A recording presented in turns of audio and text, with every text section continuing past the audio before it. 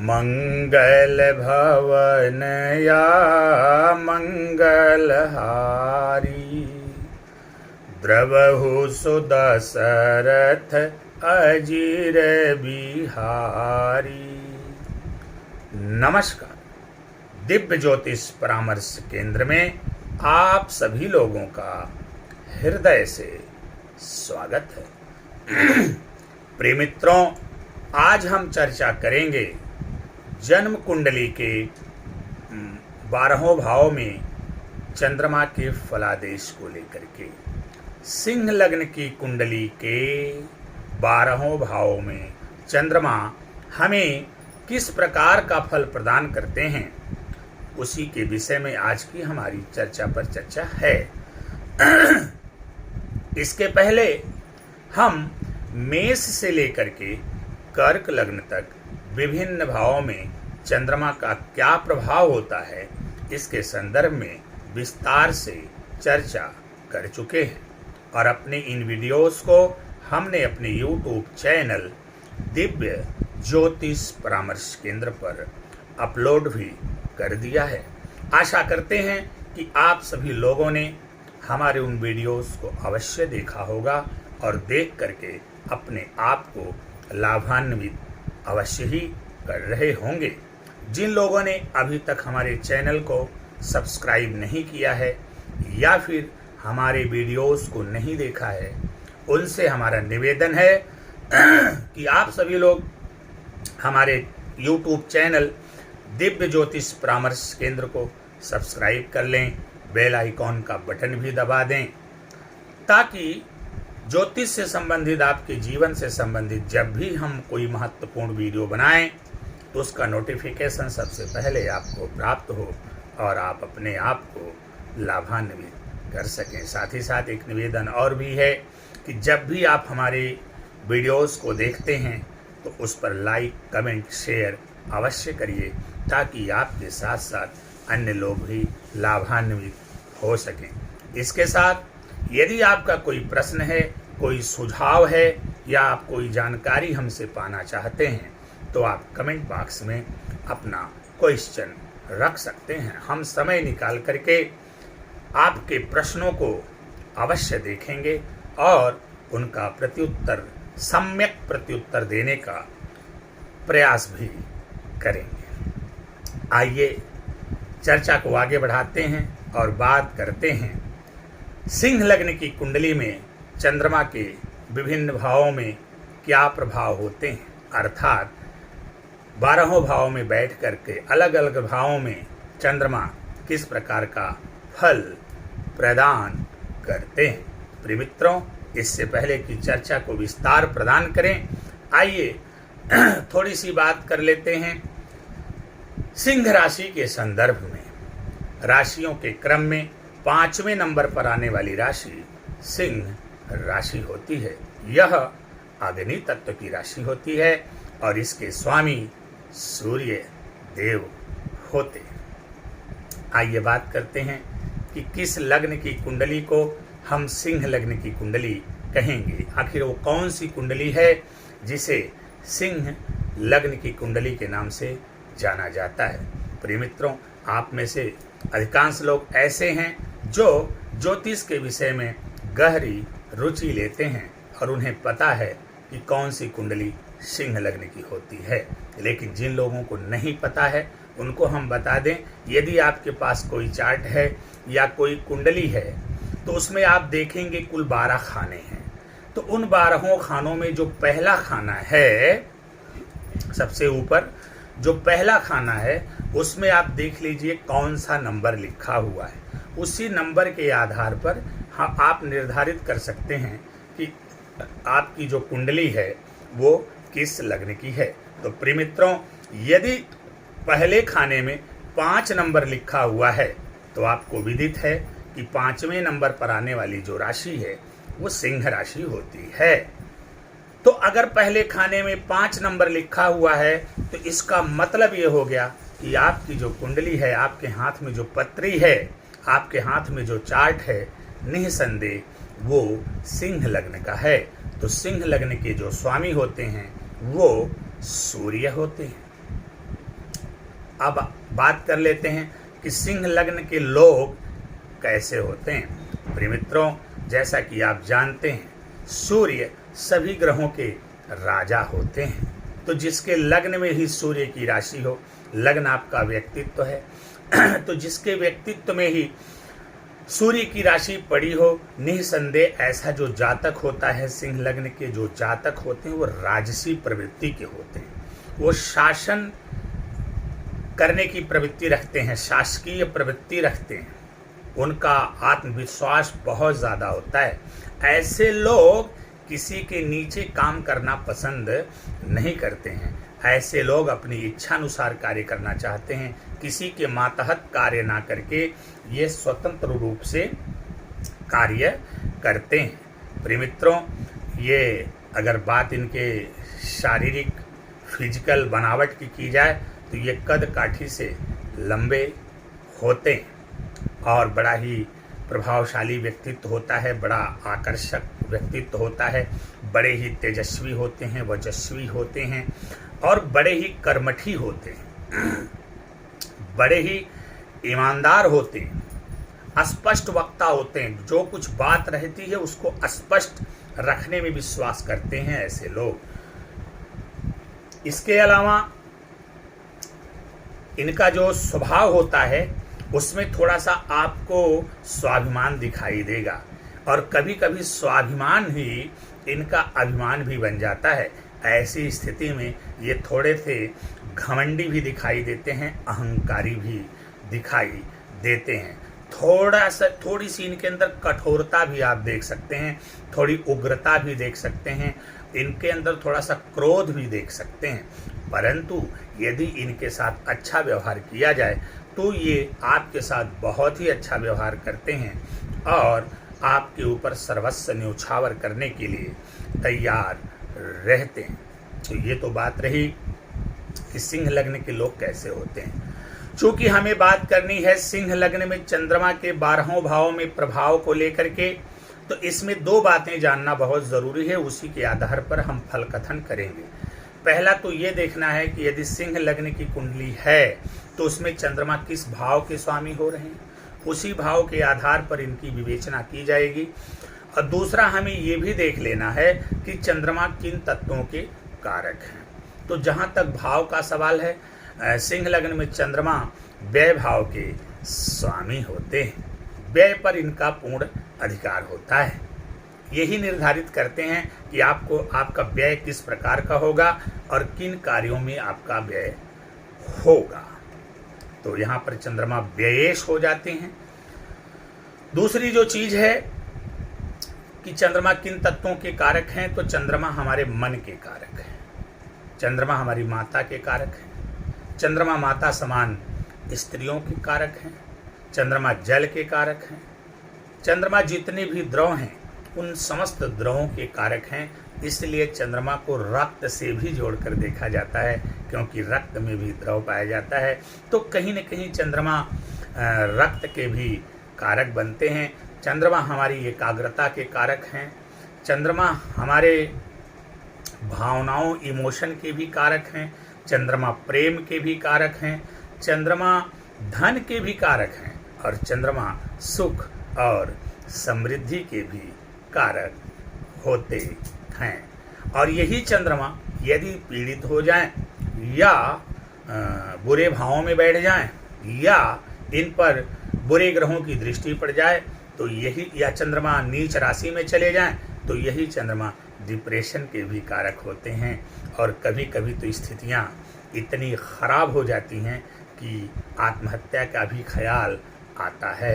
और जब भी आपके जीवन में आत्महत्या का ख्याल आए तो ये इतना तो आप मान करके चलिए कि आपकी जन्म कुंडली में कहीं न कहीं चंद्रमा पीड़ित अवश्य हैं, क्योंकि जिनकी जन्म कुंडली में चंद्रमा पीड़ित होते हैं उनका अपने भावनाओं पर नियंत्रण नहीं होता। तो प्रिय मित्रों, आइए चर्चा को आगे बढ़ाते हैं और बात करते हैं कि सिंह लग्न की कुंडली में यदि चंद्रमा आकर के लग्न में बैठ जाएं तो हमें किस प्रकार का फल प्रदान करेंगे।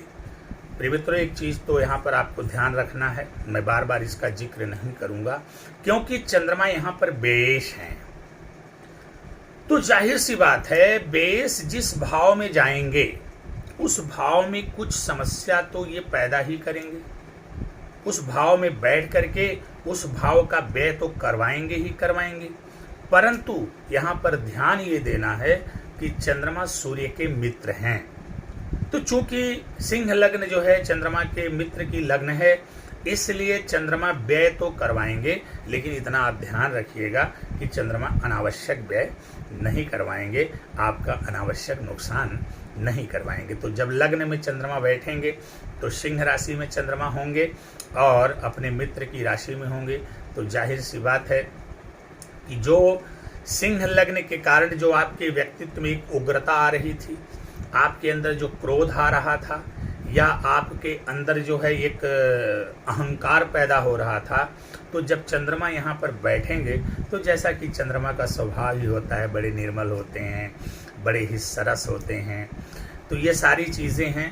तो अब ये चंद्रमा आकर के अगर लग्न में बैठेंगे तो आपके व्यक्तित्व को आकर्षक बनाएंगे, सुंदर बनाएंगे और मधुरभाषी भी आपको बनाएंगे। कहीं न कहीं आपके अंदर जो अहंकार है उसको कम करने का प्रयास करेंगे और आपके द्वारा अच्छे कार्यों में व्यय भी करवाएंगे, इसमें कोई दो राय नहीं है।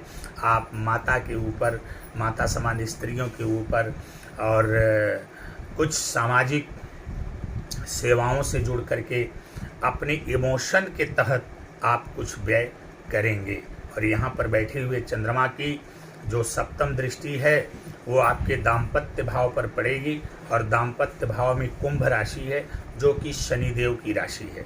तो शनिदेव के साथ जब चंद्रमा आते हैं तो कहीं न कहीं विष दोष का निर्माण होता है, जिसको कि बहुत अच्छा नहीं माना जाता, ये डिप्रेशन इत्यादि देते हैं कहीं न कहीं। तो चंद्रमा की दृष्टि जो है आपके दाम्पत्य भाव पर पड़ेगी। थोड़ी सी असंगतियां विसंगतियां जो है जीवन साथी के साथ उत्पन्न होंगी, हल्का फुल्का मतभेद हो सकता है, थोड़ा सा अपने अपने भावनाओं को लेकर के एक दूसरे से के सामने अपने अपने ईगो को लेकर के आप भ्रांतियों के शिकार हो सकते हैं।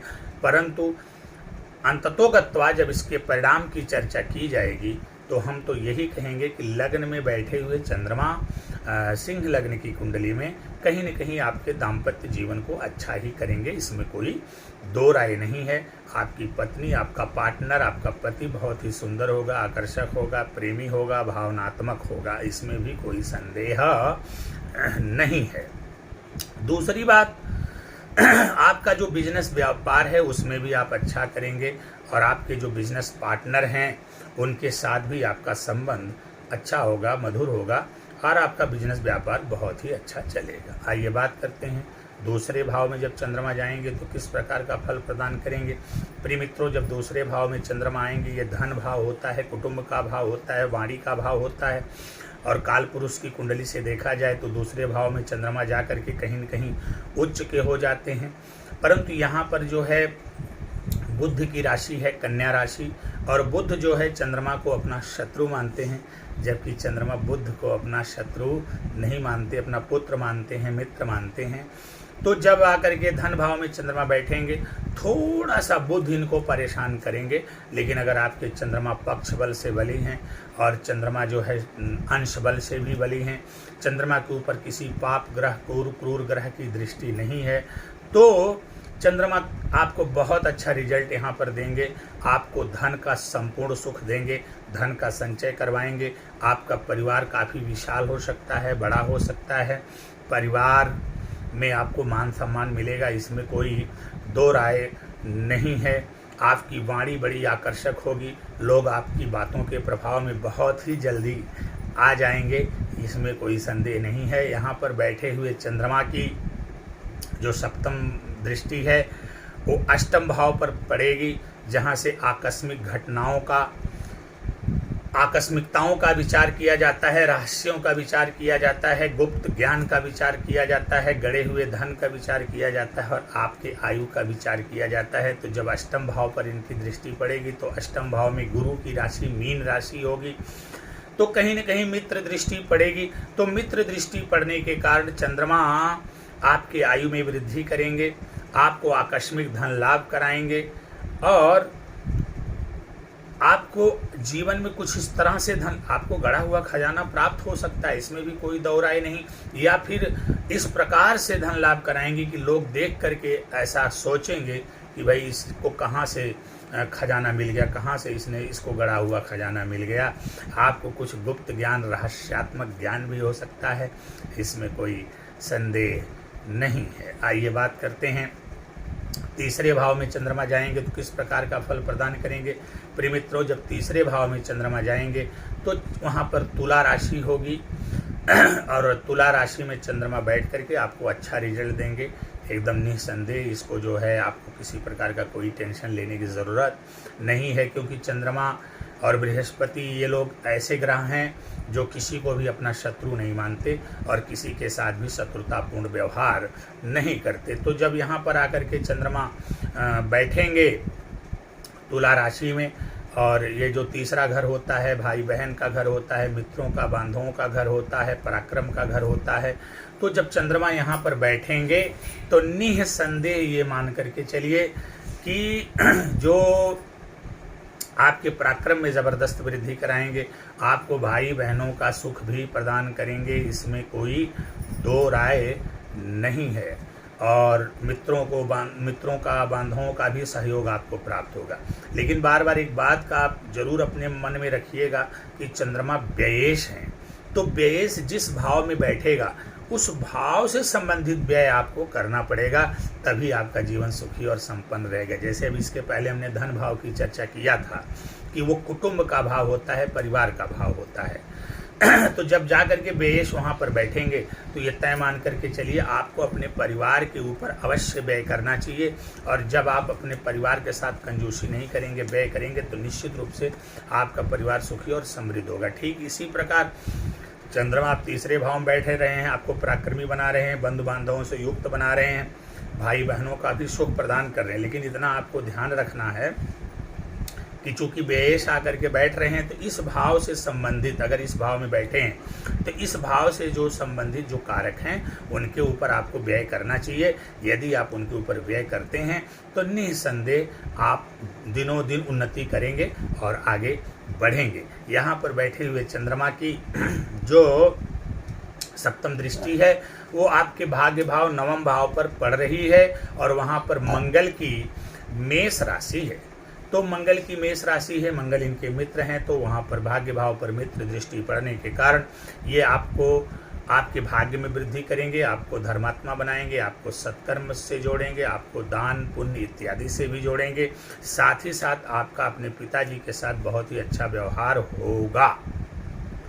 इस बात को आपको ध्यान में रखना होगा। ये बात अगर आप ध्यान में रखेंगे तो निश्चित रूप से आप बहुत आगे बढ़ेंगे, इसमें कोई संदेह नहीं है। आपको धर्मात्मा बना रहे हैं, तीसरे भाव में बैठ कर चंद्रमा नवम भाव पर दृष्टि डाल करके सत्कर्मी बना रहे हैं, पुण्यात्मा बना रहे हैं, पिता का भी सुख प्रदान कर रहे हैं और भाग्य में भी वृद्धि करवा रहे हैं। आइए बात करते हैं कि जब चौथे भाव में चंद्रमा जाएंगे तो किस प्रकार का फल प्रदान करेंगे। प्रिय मित्रों, यहाँ पर यह ध्यान देना है, सिंह लग्न की कुंडली में जो चौथा भाव है वहाँ पर इनकी वृश्चिक राशि में चले जाएंगे चंद्रमा, तो चंद्रमा आकर के यहाँ पर नीच के हो जाएंगे। अब ये बात थोड़ी सी सोचने वाली हो जाएगी। वैसे चौथा भाव कालपुरुष की कुंडली से देखा जाए तो चंद्रमा का अपना घर होता है, तो यहाँ तो आकर के चंद्रमा दिग्बली हो जाते हैं। और अगर कहीं पक्ष बल से मजबूत हैं तो फिर कहना क्या, अंश बल से मजबूत हैं तब तो और भी अच्छा हो गया, चार चांद कह सकते हो आप।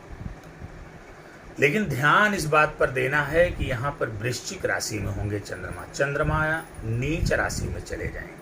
तो यदि चंद्रमा का कहीं से नीच भंग नहीं हो पा रहा है तो ये मान करके चलिए आपको थोड़ी सी पीड़ा होगी। पारिवारिक, ये जो चौथा भाव होता है भूमि, भवन, वाहन, माता, जनता इत्यादि का भाव होता है। तो अब एक तो व्ययेश हैं, ऊपर से नीच के भी हो गए हैं, तो निश्चित रूप से कहीं ना कहीं आपको भूमि, भवन, वाहन, माता इत्यादि के सुख से वंचित करेंगे। आपको डिप्रेशन में भी लेके जा सकते हैं। कब? जब चंद्रमा कमज़ोर होंगे, अशुभ होंगे, पीड़ित होंगे। तो जब भी जन्म कुंडली के चौथे भाव में यदि आप सिंह लग्न के हैं, चंद्रमा पहुँचें तो आपको अलर्ट हो जाना चाहिए, सावधान हो जाना चाहिए। चाहे चंद्रमा किसी भी स्थिति में हो, लेकिन अगर चौथे भाव में चंद्रमा पहुँच गए हैं तो नीच के हो गए हैं, तो यदि आप भूमि, भवन, वाहन, माता इत्यादि का सुख पाना चाहते हैं तो मेरी एक बात को गांठ बांध के रख लीजिए कि आपको ऐसी स्थिति में भगवान भोलेनाथ की शरण में निरंतर बने रहना चाहिए, उनका दर्शन पूजन करते रहना चाहिए। साथ ही साथ शिवलिंग का प्रत्येक सोमवार पंचामृत से अभिषेक अवश्य करते रहना चाहिए। माँ और माँ समान स्त्रियों का सम्मान भी करते रहना चाहिए। आपको अपने परिवार से जुड़कर रहना चाहिए। परिवार के ऊपर व्यय करने में कंजूसी नहीं करनी चाहिए। यदि आप इस तरह से अपने जीवन शैली को थोड़ा सा ढाल लेंगे, बदल लेंगे, तो ये जो चंद्रमा नीच के यहाँ पर हो रहे हैं, निश्चित रूप से वो आपको अच्छा फल प्रदान करेंगे। इसको आप तय मान करके चलिए। कब? जब आप, जैसा कि मैंने बताया, इस तरह से अपने आप को कर लेंगे। यहाँ पर बैठे हुए चंद्रमा की जो सप्तम दृष्टि है वो दशम भाव पर पड़ेगी, उच्च की दृष्टि पड़ेगी, क्योंकि वहाँ पर शुक्र की वृषभ राशि है और वृषभ राशि में चंद्रमा उच्च के हो जाते हैं। तो जो दशम भाव पर इनकी दृष्टि पड़ेगी, दशम भाव से कर्म का विचार किया जाता है और साथ ही साथ पिता का भी विचार किया जाता है। तो जब वहाँ पर चंद्रमा की उच्च दृष्टि पड़ेगी तो निसंदेह कर्म के क्षेत्र में आप ज़बरदस्त सफलता प्राप्त करेंगे। यदि आप नौकरी कर रहे हैं तो नौकरी में आपको उन्नति दर उन्नति मिलती जाएगी, आपका प्रमोशन भी होगा। और यदि आप कोई बिजनेस व्यापार कर रहे हैं तो बहुत तेज़ी से आगे बढ़ेगा और आप जीवन में बहुत ही सफल होंगे, धन धान्य से परिपूर्ण होंगे।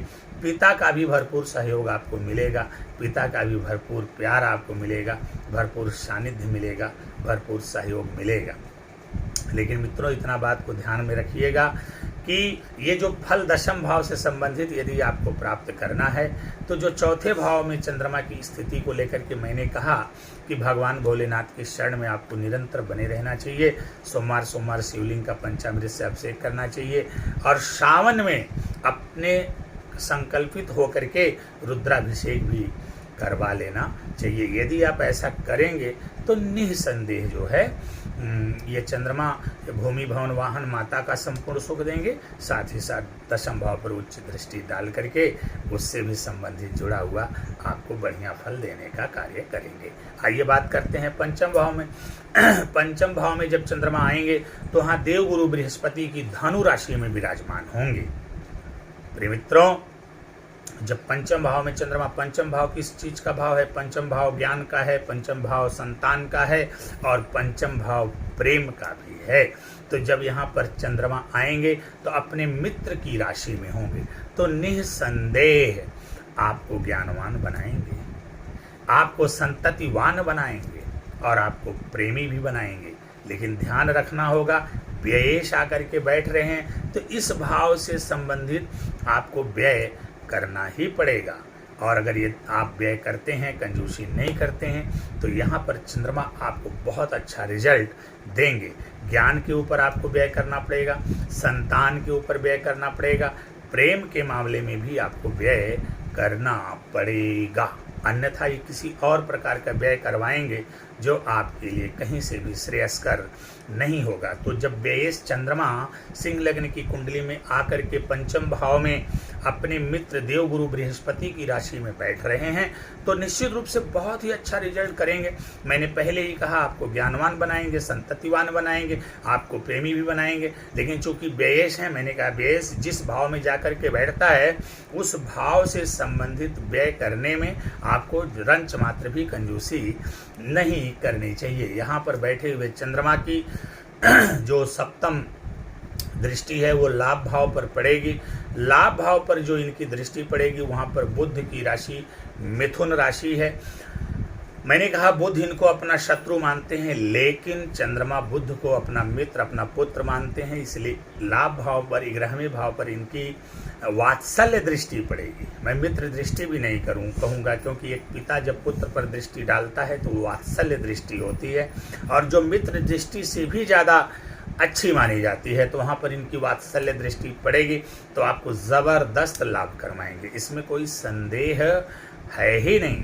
ज़बरदस्त लाभ करवाएंगे, आपके पास आय के तमाम संसाधन होंगे, ज़बरदस्त लाभ आप प्राप्त करेंगे। बड़े भाई के साथ भी आपका जो संबंध होगा बहुत अच्छा होगा और बड़े भाई द्वारा आपको भी सहयोग प्राप्त होगा, इसमें कोई दो राय नहीं है।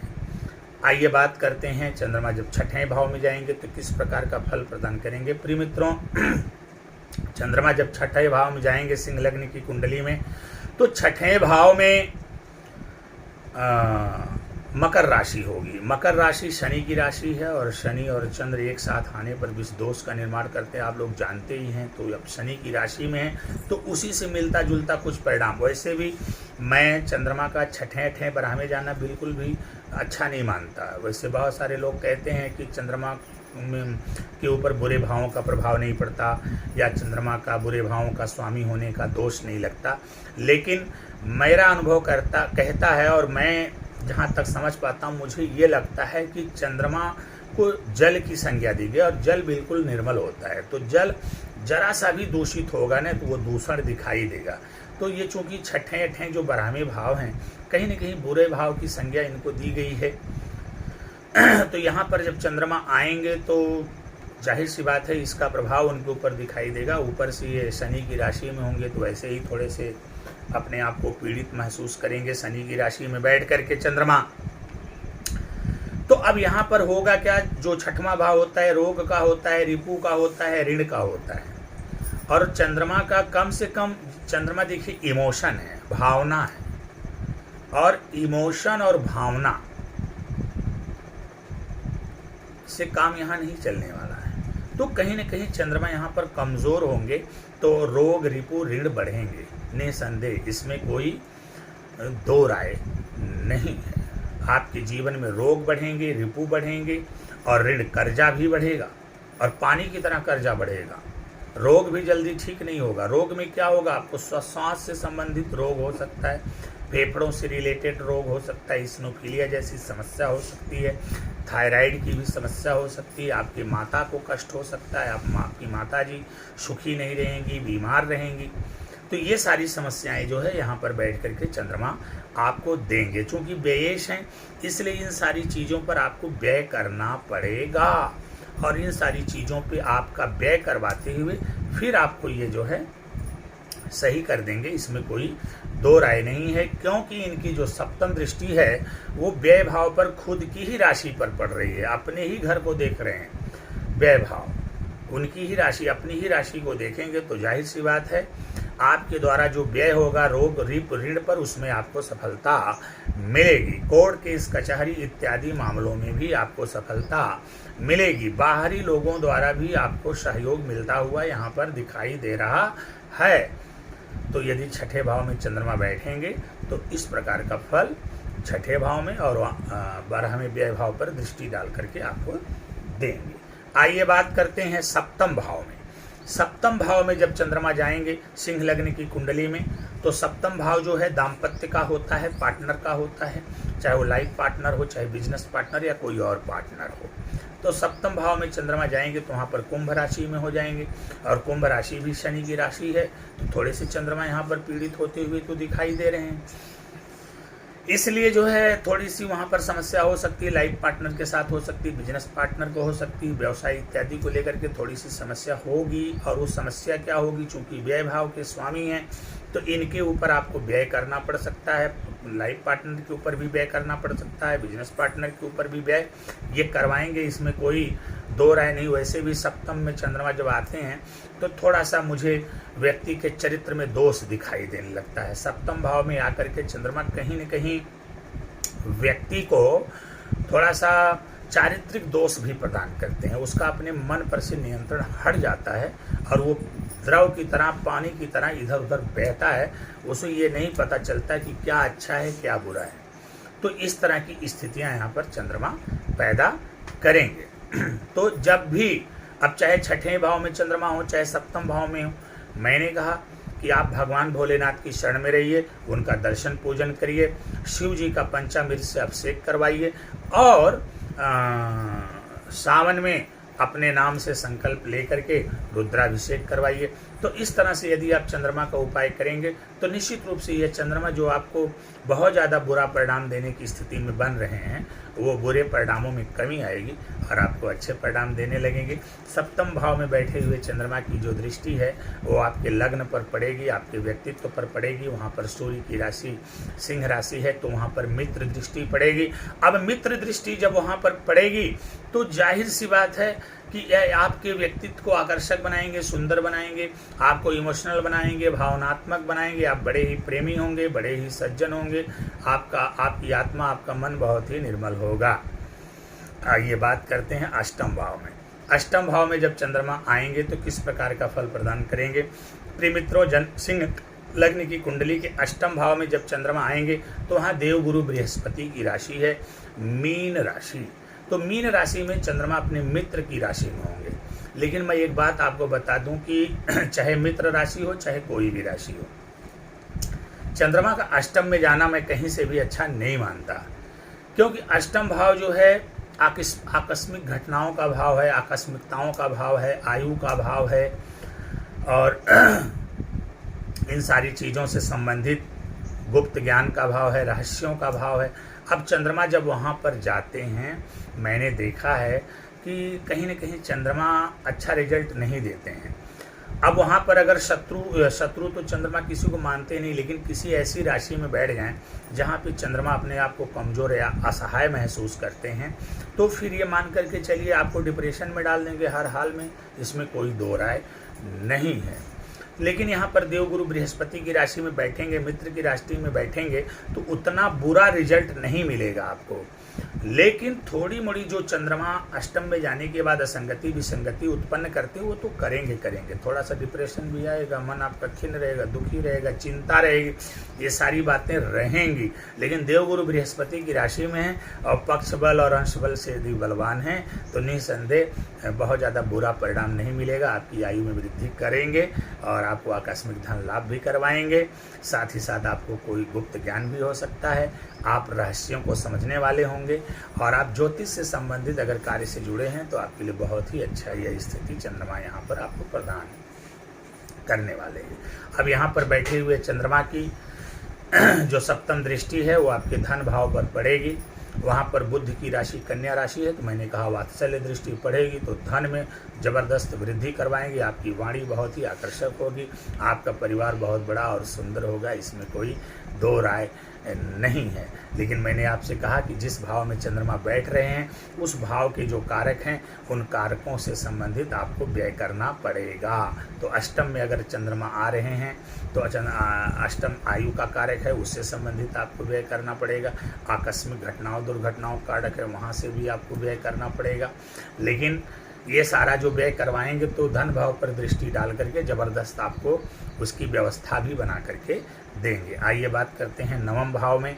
नवम भाव में जब चंद्रमा जाएंगे तो वहाँ पर मंगल की राशि मेष राशि है। मेष राशि मित्र की राशि होती है, मंगल इनके मित्र हैं तो मित्र की राशि में बैठेंगे जब चंद्रमा, आपको धर्मात्मा पुण्यात्मा सत्कर्मी बनाएंगे और पिता का प्यार स्नेह दुलार सहयोग सब कुछ आपको मिलेगा। लेकिन ध्यान रखिएगा व्ययेश आकर के सत्कर्म और भाग्य के भाव में बैठे हुए हैं तो आपके भाग्य में तो वृद्धि करेंगे, लेकिन आपको सत्कर्म पर, दान पर, पुण्य पर, धर्म कार्य और पिता के ऊपर, इन सारी चीज़ों के ऊपर आपको व्यय अवश्य करना चाहिए और आप व्यय करेंगे भी। यदि आप व्यय करते हैं, यहाँ पर कंजूसी नहीं करते हैं तो चंद्रमा बहुत अच्छा रिजल्ट देंगे और समाज में प्रतिष्ठित कर देंगे, इसमें कोई संदेह ही नहीं है। यहाँ पर बैठे हुए चंद्रमा की जो सप्तम दृष्टि है वो आपके पराक्रम भाव पर पड़ेगी। तुला राशि है, वहाँ पर शुक्र की राशि पर पड़ेगी। सुख समृद्धि के कारक है और भाग्य भाव में बैठा हुआ चंद्रमा जब वहाँ पर दृष्टि डालेगा निसंदेह आपके पराक्रम में वृद्धि करेंगे। भाई बहनों का आप पराक्रम के द्वारा सुख प्राप्त करेंगे, भाई बहनों का सुख मिलेगा, उनके सहयोग से भी सुख प्राप्त करेंगे, मित्रों और बांधवों के भी सहयोग से आप सुख प्राप्त करेंगे, इसमें कोई दो राय नहीं है। लेकिन आपको धर्म कर्म, सत्कर्म, पुण्य, दान इत्यादि पर व्यय अवश्य करना चाहिए। यदि आप यहाँ पर लापरवाही कंजूसी करेंगे तो फिर आप चंद्रमा का अच्छा परिणाम नहीं ले पाएंगे, आपका भाग्य कमजोर हो जाएगा। आइए बात करते हैं दशम भाव में जब चंद्रमा जाएंगे तो किस प्रकार का फल प्रदान करेंगे। प्रिय मित्रों, जब सिंह लग्न की कुंडली के दशम भाव में चंद्रमा जाएंगे तो वहाँ पर चंद्रमा उच्च के हो जाएंगे, क्योंकि वहाँ पर वृषभ राशि है, वहाँ पर जाके चंद्रमा उच्च के हो जाएंगे। जब चंद्रमा वहाँ जाकर के उच्च के हो जाएंगे तो फिर कहना ही क्या है, आपको नौकरी में ज़बरदस्त सफलता, बिजनेस व्यापार में ज़बरदस्त सफलता, राजनीति के क्षेत्र में ज़बरदस्त सफलता यहाँ पर बैठे हुए चंद्रमा आपको दिलाएंगे और पिता का भरपूर सुख दिलवाएंगे, इसमें भी कोई दो राय नहीं। लेकिन यहाँ पर बैठे हुए चंद्रमा की सप्तम दृष्टि चौथे भाव पर पड़ेगी, जहाँ पर वृश्चिक राशि है तो वहाँ पर नीच दृष्टि पड़ेगी। तो ये चीज़ें दिक्कत आएंगी, भूमि भवन वाहन को लेकर के दिक्कत आएगी, माता को लेकर के दिक्कत आएगी, ये सारी दिक्कतें आ रही हैं। जनता से आपको जो उचित सहयोग मिलना चाहिए वो नहीं मिल पाएगा। लेकिन इतना आपको ध्यान देना चाहिए कि चंद्रमा सिंह लग्न में मैं देख रहा हूँ, किसी भी भाव का फल कथन कर रहा हूँ तो कहीं न कहीं मुझे ये लग रहा है कि यदि आप सिंह लग्न के हैं तो भगवान भोलेनाथ की शरण में निरंतर बने रहें, चंद्रमा का अच्छा फल आपको प्राप्त होगा। आपको निरंतर भगवान भोलेनाथ की शरण में रहना चाहिए, उनका दर्शन पूजन करना चाहिए। सोमवार जो है शिवलिंग का पंचामृत से अभिषेक करना चाहिए, सावन में रुद्राभिषेक करवा लेना चाहिए, माता और माता समान स्त्रियों का सम्मान करना चाहिए। आपको जल की अधिक बर्बादी नहीं करनी चाहिए। यदि आप सिंह लग्न के हैं तो हमेशा जो है भगवान भोलेनाथ की शरण में बने रहें, आपका परम कल्याण होगा, इसमें कोई दो राय नहीं। आइए बात करते हैं कि चंद्रमा जब लाभ स्थान में जाएंगे तो किस प्रकार का फल प्रदान करेंगे। ग्रहमें भाव में जब चंद्रमा जाएंगे तो वहाँ पर बुध की राशि मिथुन राशि है, तो बुध थोड़ा सा चंद्रमा को पीड़ित करने का प्रयास तो करेंगे। लेकिन यदि चंद्रमा पक्ष बल से और चंद्रमा अंश बल से बली हैं, पीड़ित नहीं हैं, बुरे ग्रहों की दृष्टि नहीं है, तो उस बुध की पीड़ित करने के बावजूद भी चंद्रमा आपको अच्छा फल प्रदान करेंगे। आपको ज़बरदस्त धन लाभ करवाएंगे, आपके पास आय के बहुत सारे स्रोत होंगे, बड़े भाई के साथ आपका संबंध अच्छा होगा, उनके द्वारा भी आपको सहयोग प्राप्त होगा। यहाँ पर बैठे हुए चंद्रमा की जो सप्तम दृष्टि है वो पंचम भाव पर पड़ेगी, जहाँ से ज्ञान का विचार होता है, संतान का विचार होता है, प्रेम का विचार होता है, मित्र दृष्टि पड़ेगी। तो जाहिर सी बात है कि यहाँ पर दृष्टि डाल करके आपको ज्ञानवान बनाएंगे, संततिवान बनाएंगे, आपको प्रेमी भी बनाएंगे, इसमें कोई दो राय नहीं। लेकिन चूंकि ग्रहमें भाव में बैठे हुए हैं चंद्रमा, तो निश्चित रूप से आपको अपने पिता के ऊपर, अपने बड़े भाई के ऊपर, अपने दादा के ऊपर निश्चित रूप से व्यय करना चाहिए। यदि इन लोगों के ऊपर व्यय करने से आप हिचकिचाएंगे नहीं, समय समय पर इनकी आवश्यकता की कुछ चीज़ें इनको प्रदान करते रहेंगे, तो चंद्रमा आपको संतान का सुख, ज्ञान का सुख, प्रेम का सुख, हर प्रकार का जो सुख है सब आपको दिलवाएंगे। आइए बात करते हैं बारहवें भाव में चंद्रमा जाएंगे तो किस प्रकार का फल प्रदान करेंगे। प्रिय मित्रों, जब जन्म कुल सिंह लग्न की कुंडली के बारहवें भाव में व्यय भाव में चंद्रमा जाएंगे तो वहाँ पर उनकी अपनी ही राशि है, तो अपने ही घर में, अपनी ही राशि में मौजूद होंगे, तो निश्चित रूप से अच्छा ही परिणाम देंगे। लेकिन जो बारहवें में जाने का दोष लगता है वो तो लगेगा ही लगेगा। आपका मन घर पर नहीं लगेगा, आप बराबर बाहर ही जाने की बात करेंगे, आपका मन घर पर नहीं लगेगा। लेकिन इतना याद रखिए, यहाँ पर चंद्रमा बैठ करके अच्छे कामों में आपका व्यय करवाएंगे, कोर्ट केस कचहरी के मामलों से भी आपको छुटकारा दिलवाएंगे, वहाँ से मुक्ति दिलाएंगे, आपकी विजय होगी। यहाँ पर बैठे हुए चंद्रमा की जो सप्तम दृष्टि है वो रोग, रिप, ऋण इत्यादि पर पड़ेगी, तो रोग, ऋण इत्यादि पर जब इनकी दृष्टि पड़ेगी तो कहीं न कहीं उससे मुक्ति दिलाएंगे। बस आपको भगवान भोलेनाथ की शरण में बने रहना है, निरंतर उनका दर्शन पूजन करते रहना है, और साथ ही साथ आपको जो है प्रत्येक सोमवार पंचामृत से शिवलिंग का अभिषेक भी करना है, और सावन में जो है रुद्राभिषेक करवाते रहिए। इस तरह से यदि आप सिंह लग्न के हैं और भगवान शिव जी की शरण में निरंतर बने हुए हैं तो कोई भी आपका बाल बांका नहीं कर पाएगा। चंद्रमा आपको बहुत ही अच्छा रिजल्ट देंगे। तो प्रिय मित्रों, ये रहा सिंह लग्न की कुंडली के 12 भावों में बैठ करके चंद्रमा किस प्रकार का फल प्रदान करेंगे, अलग अलग भावों में किस प्रकार से फल प्रदान करेंगे, ये बात मैंने आपको बता दिया है। यदि आप सिंह लग्न के हैं तो आप भगवान भोलेनाथ की शरण में रहिए, उनका दर्शन पूजन, उनकी आराधना करिए। शिवलिंग का पंचामृत से सोमवार सोमवार अभिषेक करिए, सावन में रुद्राभिषेक करवाइए, माँ और माँ समान स्त्रियों का सम्मान करिए। यदि आप ऐसा करेंगे तो निःसंदेह आपको जीवन में चातुर्दिक चतुर्मुखी सफलता प्राप्त होगी। आप बहुत ही सुखी, समृद्ध, संपत्तिमान, धनवान होंगे, इसमें कोई दो राय नहीं है। यदि आप सिंह लग्न के हैं तो थोड़ा आपको मैं सलाह दूंगा कि मोती धारण करने से बचें, और अगर मोती धारण भी करना है तो किसी अच्छे ज्योतिषी से परामर्श लेकर के कि मोती धारण करने से लाभ होने जा रहा है या हानि होने जा रही है, तभी आप मोती धारण करिएगा। अन्यथा आप केवल चंद्रमा का उपाय करिए, जप दान पूजा पाठ इत्यादि करिए, आपको ज़बरदस्त सफलता प्राप्त होगी। तो प्रिय मित्रों, ये रहा सिंह लग्न की कुंडली में चंद्रमा का 12वें भाव में किस प्रकार का फल होता है। आशा करते हैं हमारा वीडियो आपको अच्छा लगा होगा।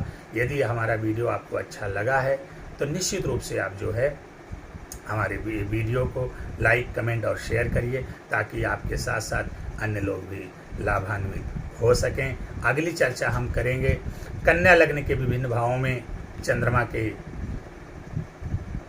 फलादेश को लेकर के, कि कन्या लग्न के विभिन्न भावों में बैठ करके चंद्रमा हमें किस प्रकार का फल प्रदान करते हैं। तब तक के लिए मैं आपसे विदा लेता हूँ।